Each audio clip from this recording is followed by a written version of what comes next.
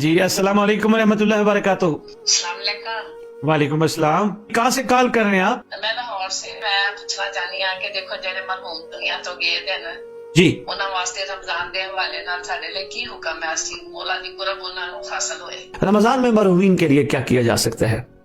बड़ा अच्छा, हमारी एक माँ जी ने लाहौर से सवाल किया था। माँ जी, हम सबको अपने मरहूमीन के लिए अगर हम कर सकते हैं, देखिए मैं इसको जोड़ूंगा इमाम ज़मान अलैहिस्सलाम से। मसलन आप अपने मरहूमीन की तरफ से अगर उनके रोजे कज़ा हो चुके हैं तो उनकी तरफ से एक रोजे के बदले 750 ग्राम चावल, गंदम या आटा, एक दिन का एक रोजा, उसके हवाले से किसी को मदद कर दे, मुस्तहिक की मदद करे, लेकिन उसको एहसास दिलाएं ये सदका इमाम ज़मान अलैहिस्सलाम है जो हम आपको दे रहे हैं, ताकि उसकी तरफ से भी हो जाए, मरहूम की तरफ से, और आपका जो इस दौर का हकूक इमाम में एक हक जो आपका आपकी गर्दन पे है उसकी भी थोड़ी सी अदायगी हो जाए, अगले को एहसास दिलाए। एक बात। दूसरा, कोशिश कीजिए रमजान में सेरी और अफ्तारी में जरूर इमाम ज़मान अलैहिस्सलाम के अपने मरहूमीन को सपुर्द कर दीजिए। उनको कहिए, खुदावंद आलम के करीम नुमाइंदे, अल्लाह के मज़हर, हमारे मरहूमीन आपके सपुर्द है और एहसान फरमाइएगा खुदा के मज़हर, जब आपका ज़हूर हो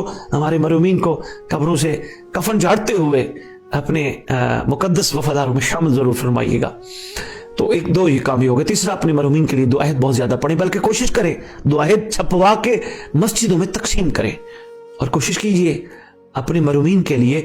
आप जब माशाल्लाह नमाजी बहुत इकट्ठे होते हैं रमज़ान में, मस्जिदें आबाद रहती हैं, खुदा 11 महीने ऐसी मस्जिदों को आबाद रखे। मस्जिद के जो आपको इमामत करवा रहे हैं उस मौके पर उनकी खिदमत में गुजारिश कीजिए कि वो तर्जुमे के साथ आपके मरहूमीन के इसाले सवाब के लिए दुआ अहद मोमिनीन को सहरी या अफ्तारी में जरूर सुनवाए। या अफ्तारी के बाद जब इशा की नमाज, मगरिब से इशा के दरमियान वक्फा करते हैं आप लोग, तो जब वक्फा होता है उस वक्त अफ्तारी के बाद कोशिश करें तर्जुमा जरूर पढ़े। रोज पढ़ते पढ़ते पढ़ते पढ़ते रोज सुनते सुनते सुनते किसी दिन तो समझ आ जाएगा ना ये तर्जुमे में इमाम हमसे कहलवाना क्या चाहते हैं, ये बड़ा कमाल हो जाएगा।